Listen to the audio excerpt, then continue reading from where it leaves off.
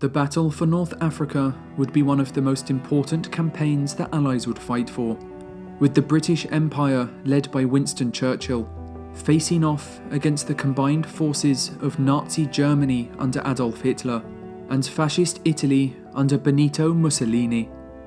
The majority of fighting would occur across the vast Libyan desert, with each side's advances being limited by supply shortages, with fuel, water and men having to race hundreds of miles across the African coastline. But what was it about North Africa that was so important? Why did the Allies choose to fight in the sand?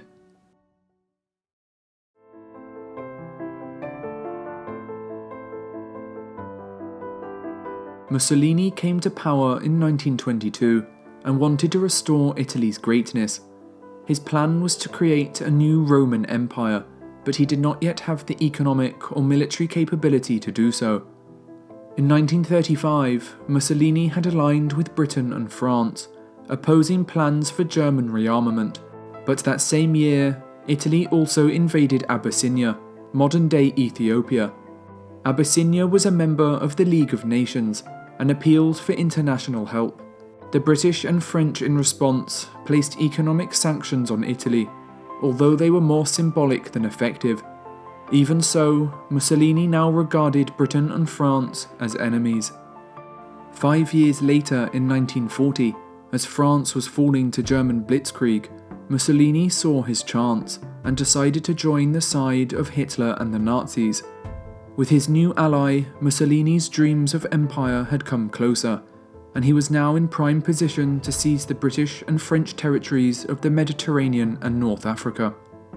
Mussolini's eyes now laid upon Egypt, but there was a problem. Churchill was an enthusiastic imperialist and believed that control of the Mediterranean was vital to Britain's interests. Britain controlled both the Suez Canal and the Straits of Gibraltar, the waterways connecting the Mediterranean to the Indian and Atlantic Oceans. The British colony of Egypt was also pivotal to the British Empire. On the coastline of Egypt lay the Suez Canal, which linked Britain to India, Australia and the Far East, as well as the oil fields of Iraq, Syria and Iran. The canal also facilitated Britain with supplies from the Empire that were vital to the war effort, including oil and food, of which over half were imported. The loss of the Suez Canal would add several weeks to voyages to the east and expose redirected British ships to German U-boats in the Atlantic. The safety and welfare of Britain and its empire would therefore reside directly with Egypt.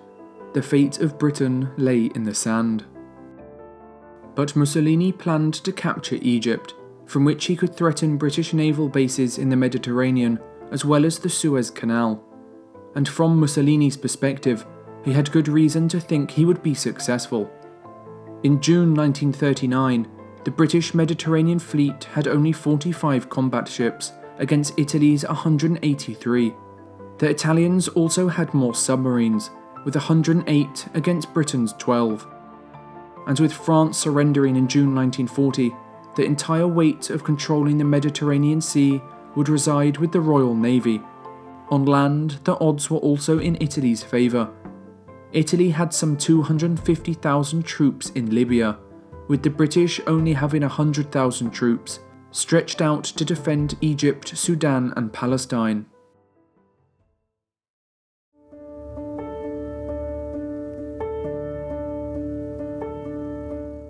On the 11th of June 1940, Benito Mussolini declared war on Britain and France, and on September 13th, the Italian 10th Army invaded Egypt from their colony Libya.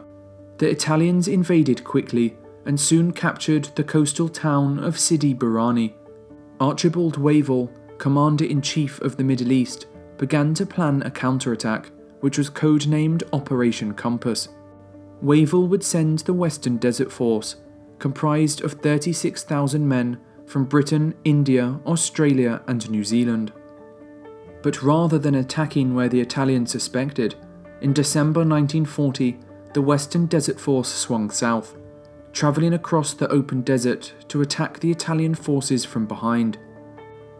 Wavell's plan had worked, with Italian defences being overrun in a matter of days.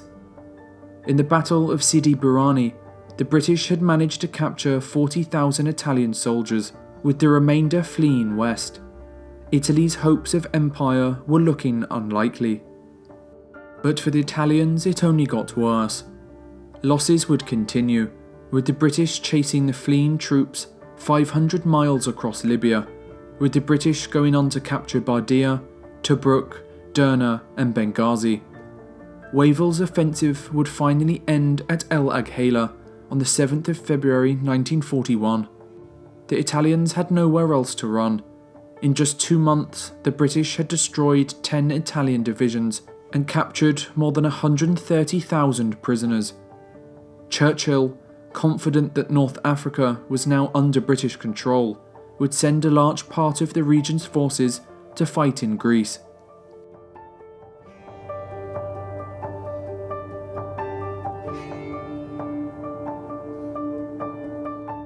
In April 1939, Mussolini took the first steps towards creating his new empire, occupying Albania to the east. Over a year later, in October 1940, Mussolini marched south into Greece after they refused to become an Italian colony. However, despite Italy's superior numbers, almost double that of the Greeks, they failed to take the country, being pushed out of Greece and much of Albania too. Seeing this as an opportunity to cripple Axis control in the area, Churchill was quick to send aid, diverting British soldiers from North Africa to help the Greeks defend their country and push back Italy. Unfortunately for the Allies, this drew the attention of Hitler, who would not allow his southern flank to become exposed. In April 1941, Hitler sent 500,000 German soldiers southward, quickly overcoming the combined British and Greek forces. Within a month, Athens had fallen, forcing a mass retreat of over 30,000 Allied soldiers to the Greek island of Crete. Germany then attacked Crete, where the British and Greek troops had taken up positions. Hitler had ordered an assault on the island, deploying over 20,000 soldiers who would land via parachute. The invasion was effective, and the island was taken within 2 weeks. While 15,000 Allied soldiers were evacuated, some 18,000 were taken prisoner, with the Royal Navy taking additional losses during the evacuation. Although the mission was a success for Hitler, he had sustained such heavy losses during the invasion, with men being shot down in the sky, that Germany's parachute regiment would not be used again in a major battle for the remainder of the war. While this was a major victory for the Axis powers, it was the first of several times that Mussolini's failures would require Hitler to divert his soldiers to the Mediterranean. This would in time prove to be disastrous for the Führer, as his forces became stretched thin.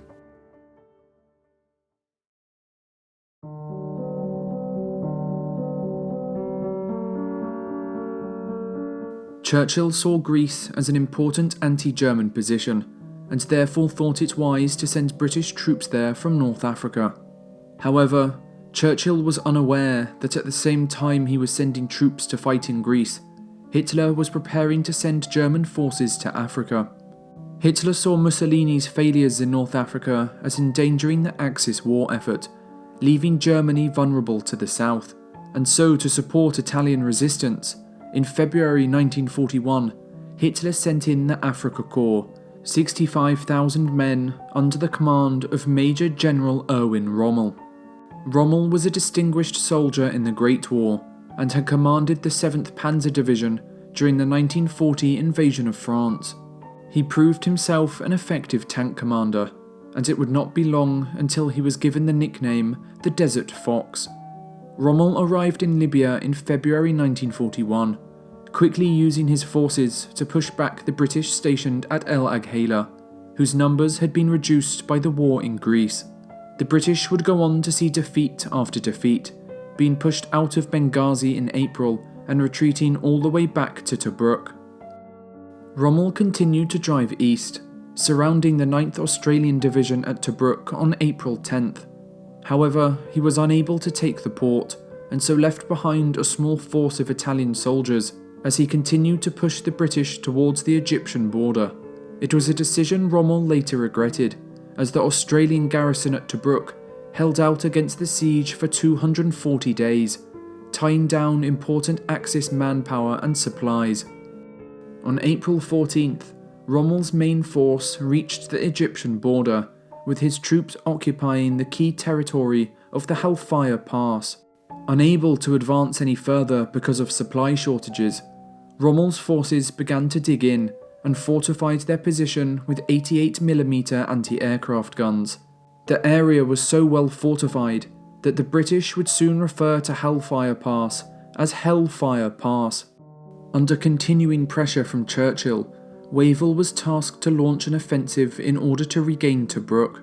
Churchill also sent reinforcements, including more men and new tanks, and so on the 15th of June, Wavell launched his attack, but German defences proved too strong, with their anti-aircraft and anti-tank weaponry blunting the advance. In just 4 days, Britain had lost 98 state-of-the-art tanks. Wavell's attempts to regain Tobruk had failed, and so Churchill sent him to India and replaced him with a new Commander-in-Chief of the Middle East, Claude Auchinleck.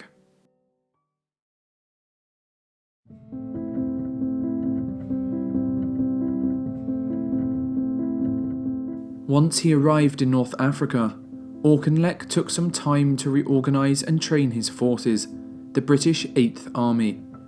The 8th Army were in a good position, having double the aircraft and triple the tanks to their German and Italian counterparts. And so in November 1941, Auchinleck launched Operation Crusader, a major offensive to help the besieged garrison at Tobruk. The operation was a success. After several days of battle, the Germans had run out of fuel supplies, and Tobruk was regained on the 7th of December. With Rommel withdrawing his forces and the British close on his tail, he would be forced to fall all the way back to where he started, at El Agheila. But victory would not last long for the British.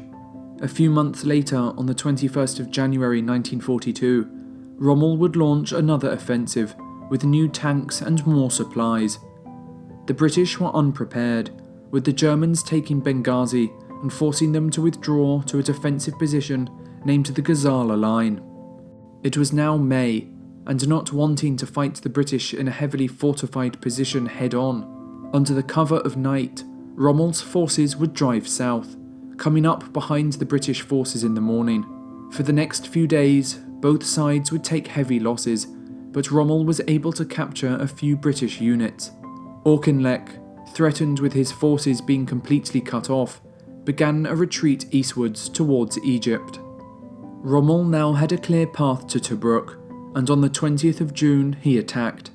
What had previously taken nearly a year to capture was now taken in a single day. Tobruk and its 32,000 troops had surrendered, and Rommel took over its significant amount of supplies, including 2.5 million gallons of fuel, as well as 2,000 vehicles. It was the greatest British surrender since the fall of Singapore, and Churchill was furious. But the situation only got worse. Rommel continued to push forward, attacking the heavily fortified town of Mersa Matruh. The Indian Infantry Brigade stationed there was nearly wiped out, with 6,000 men being killed and 40 tanks destroyed. Auchinleck had to fall back yet again, this time to the coastal town of El Alamein, 120 miles to the east.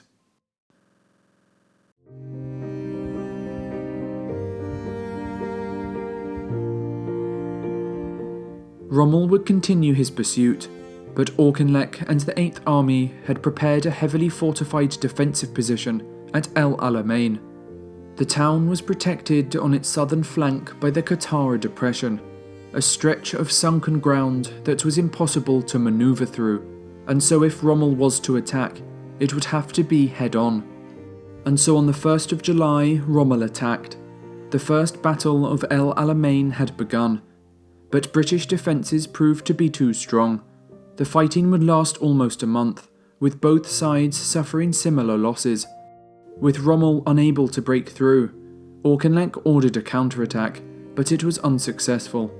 Now low on fuel, Rommel withdrew his men and began to prepare for a second attack.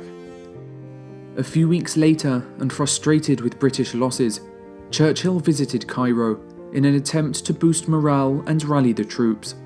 Although Auchinleck had successfully halted the German advance at El Alamein, Churchill believed him to be too passive and replaced him with Lieutenant General Harold Alexander, with Lieutenant General Bernard Montgomery being placed in command of the 8th Army. Churchill gave them just one order: destroy Rommel's forces once and for all.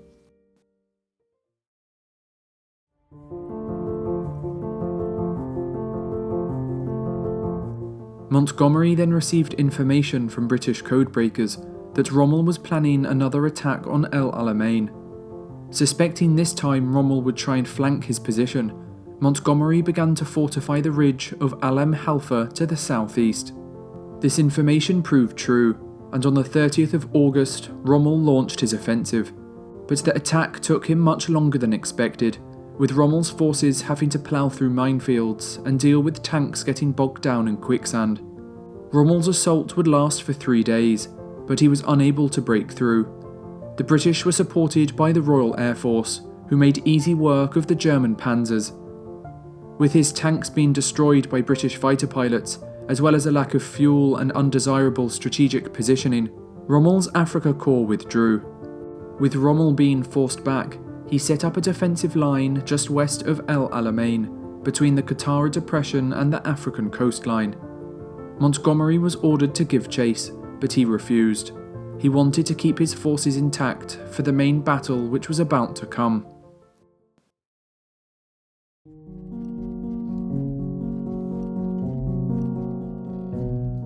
As the Battle of Stalingrad and the Guadalcanal campaign ravaged on, so began the Second Battle of El Alamein.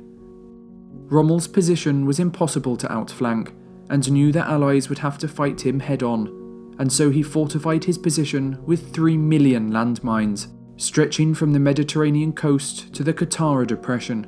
Rommel's position was so well fortified that it was quickly given the nickname the Devil's Gardens.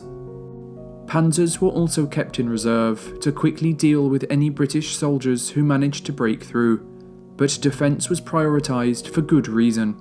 After the fall of Tobruk, Franklin Roosevelt had immediately offered help, sending the British 300 state-of-the-art Sherman tanks, as well as 100 self-propelled guns. The British now possessed 190,000 men, as well as over 1,000 tanks, 900 artillery guns, and 1,400 anti-tank guns. The Germans were outnumbered in almost every category 2-1. To make matters worse for Rommel, British intelligence via Ultra were able to gather knowledge of virtually every Mediterranean convoy that set sail to North Africa, severely reducing Axis shipments by up to 70%. Although the British had complete numerical superiority, Montgomery realised the strength of the Axis defences and ignored the pleas of Churchill for an early attack. He would instead wait for 2 months, building up his forces as well as improving morale and training. When Montgomery was able to attack, he wanted to be ready. The day of attack would come on the 23rd of October 1942. That night, Montgomery unleashed an enormous artillery barrage on the German position so Operation Lightfoot could begin. During the night, and under the cover of artillery fire, British engineers approached the Devil's Gardens. Along with the help of Scorpion tanks equipped with rotating chains to destroy anti-tank mines, the British manually cleared a path through the minefield, so tanks were able to get through. However, this strategy yielded few results, with the British quickly being pushed back. A week later, and to the north, Montgomery would launch Operation Supercharge, effectively throwing everything the Allies had against Rommel. The strategy worked, with divisions from Britain, South Africa, Australia and New Zealand bravely pushing forward. After 10 days of bloody conflict, the Allies were able to break the German lines. Rommel simply didn't have enough manpower to fight back, and with advancing British forces soon able to cut off Rommel's supply lines, he was forced to withdraw. Montgomery, ever cautious, was slow to pursue, allowing Rommel to escape with most of his forces. And so on the 3rd of November, the 1,400-mile pursuit to Tunisia began. For the next 3 months, Montgomery would chase Rommel across the northern coast of Africa, with Rommel reaching Tripoli on January 23rd and the Tunisian border by the end of the month. By the time Rommel got to Tunisia, however, another enemy would be waiting for him: the Americans.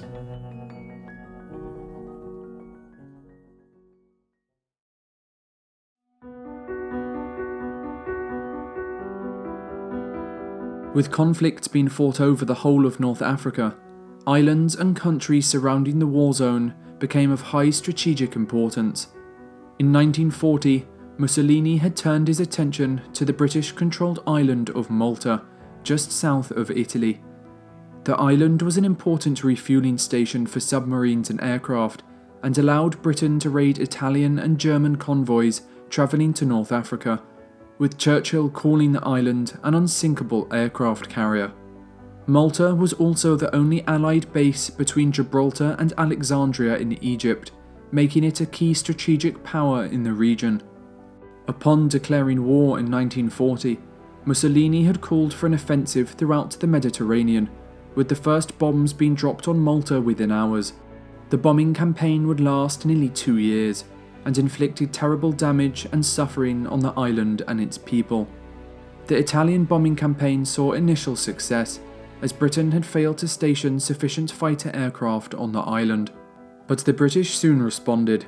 On November 11th, 1940, Britain launched a raid on the Italian Navy in the harbour of Taranto, sending 21 Swordfish torpedo bombers in a surprise assault. The campaign was a huge success, with the Italian fleet withdrawing to Naples. The British had managed to disable half of the Italian battleships, leaving only 3 in working condition. The Italian Navy had lost 3 battleships, along with 2 destroyers and 1 cruiser. Proof that an air attack on naval vessels could inflict significant damage, and something the Japanese paid close attention to. 4 months later, a similar raid was launched, with another Italian battleship being taken out of action. With only 2 active battleships left, Mussolini was quickly losing control of the Mediterranean Sea. This again drew the attention of Hitler, who diverted more forces south to aid his Italian ally. The Luftwaffe arrived over Malta in early 1941, beginning a bombing raid that would last for months. While the British forces mounted some resistance, they were soon worn down by the constant bombardment. By the summer of 1942, Malta's situation was looking bleak, with the island having exhausted nearly all of its supplies. Britain attempted to send aid from Gibraltar and Egypt, but the convoys were intercepted, with only 2 of the 17 ships surviving the trip.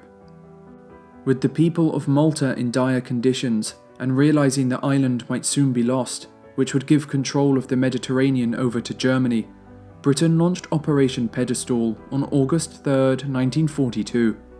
14 merchant ships would be sent through the Mediterranean via the Straits of Gibraltar, accompanied by a massive naval escort, the largest and most powerful escort ever given to an Allied convoy. The 14 merchant ships would be escorted by 2 battleships, 4 aircraft carriers, 7 light cruisers, 4 corvettes, 4 minesweepers, 11 submarines, and 32 destroyers. The task was daunting, with them having to find their way through heavily patrolled German and Italian waters. On the first day alone, their aircraft carrier HMS Eagle would be sunk by a submarine, with air attacks delivering extensive damage over the coming days. But the British were determined to break through. After 2 weeks of bombardment, just 5 of the merchant ships managed to reach Malta, but it came at a high cost. 9 of the 14 merchant ships would be sunk, along with 1 aircraft carrier, 2 light cruisers and a destroyer, with other ships being severely damaged. But most importantly, the supplies saved the island. 55,000 tons of supplies would be delivered, providing oil, food and Supermarine Spitfires, transforming the island's defences.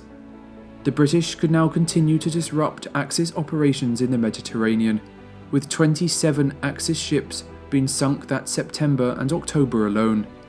The The island of Malta would be awarded the George Cross by Britain, the highest award for civilian courage, for the Maltese people's remarkable resilience and heroism.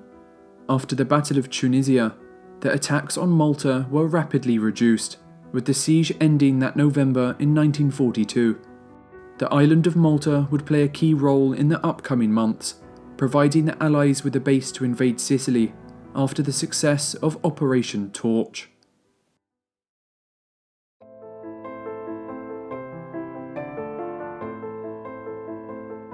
On the 8th of November 1942, the Allies launched Operation Torch, landing American and British troops in North Africa.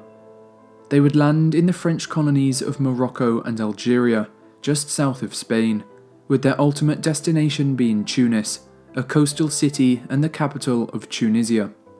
With Tunis under Allied control, this would provide a port to protect Allied shipping convoys, as well as an airbase to bomb Sicily and attack Rommel supply lines.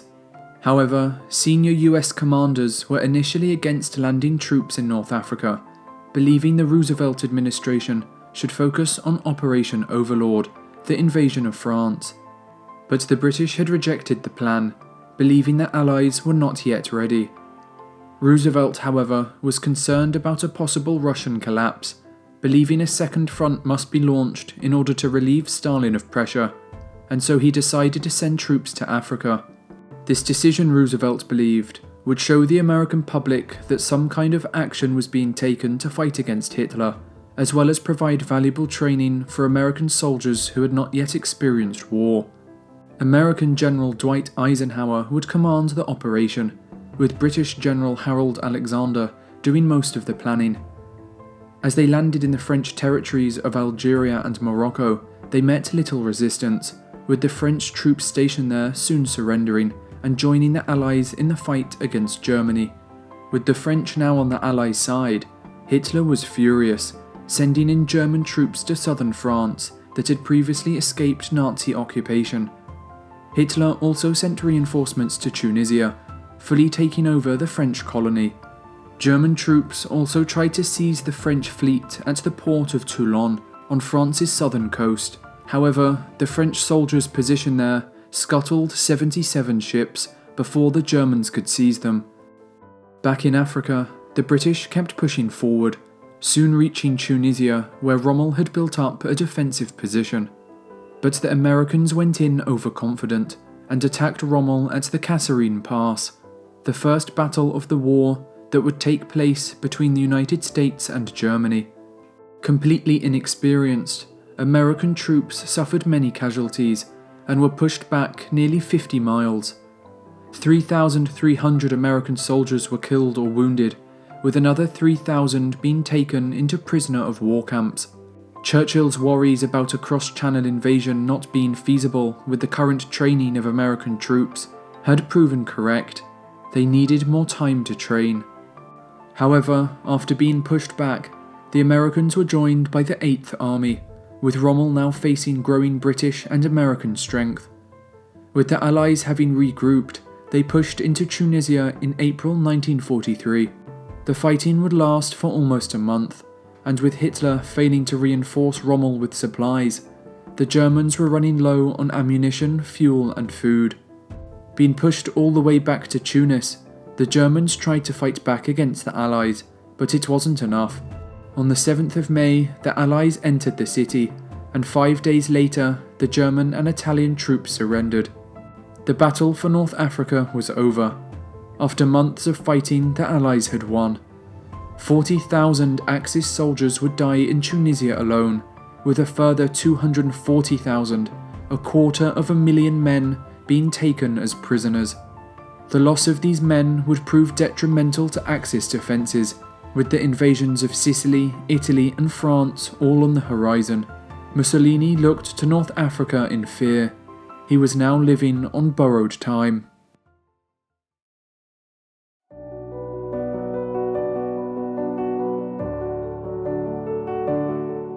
After the fall of North Africa, Rommel was eventually sent to France, where he would be placed in command of Army Group B and tasked with fortifying France's coastal beach defences.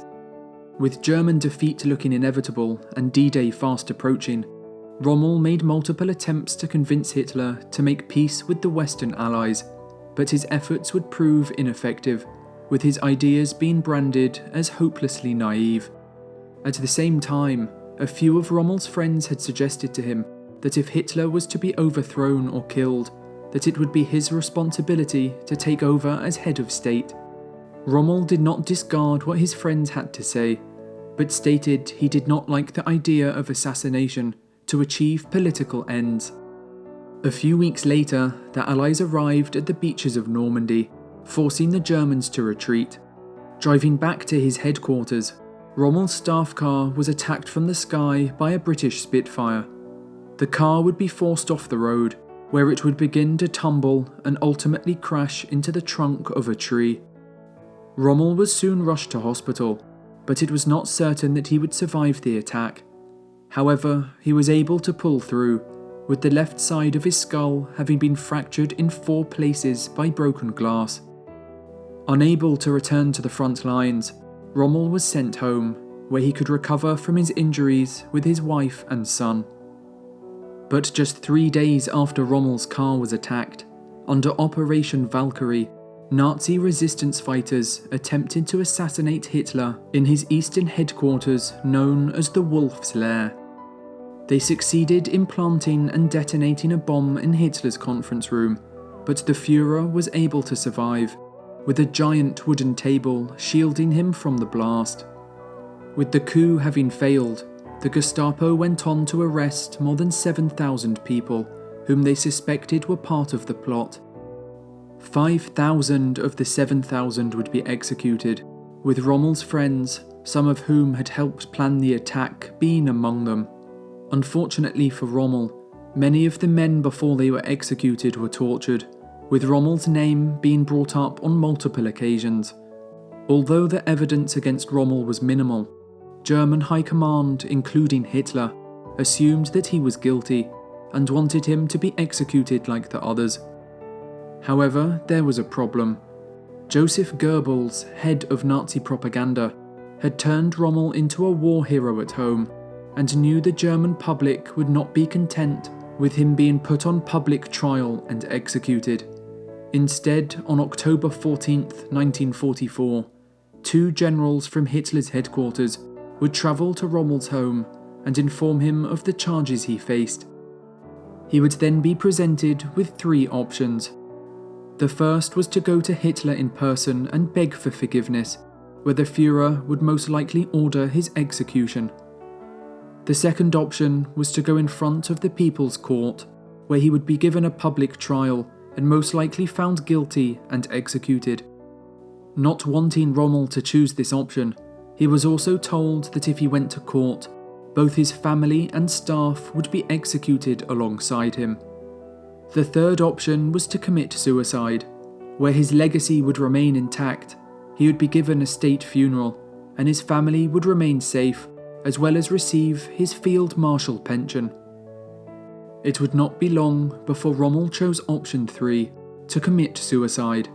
He would then tell his wife and son, before getting changed into his Afrika Korps uniform. With his Field Marshal's baton in hand, Rommel would make his way to the officer's car, where they would drive him out of the village. The car would eventually come to a stop, with both officers temporarily leaving to give Rommel some space to take his cyanide capsule. When they returned, Rommel was slumped over. The Desert Fox was gone. The public was then told that Rommel had passed away from the injuries he had sustained during the Allied attack on his car, with Hitler ordering a day of national mourning. He was then given a state funeral as promised, with his body being cremated shortly after, so no incriminating evidence would be found. With Hitler being the target of assassination attempts, the Gestapo rounding up and executing thousands of German personnel, and major figures like Rommel being quietly removed, Nazi Germany was collapsing from within. The Reich Hitler claimed would last 1,000 years was coming to an end, with the Allies in the west and the Soviets in the east soon sealing Hitler's fate.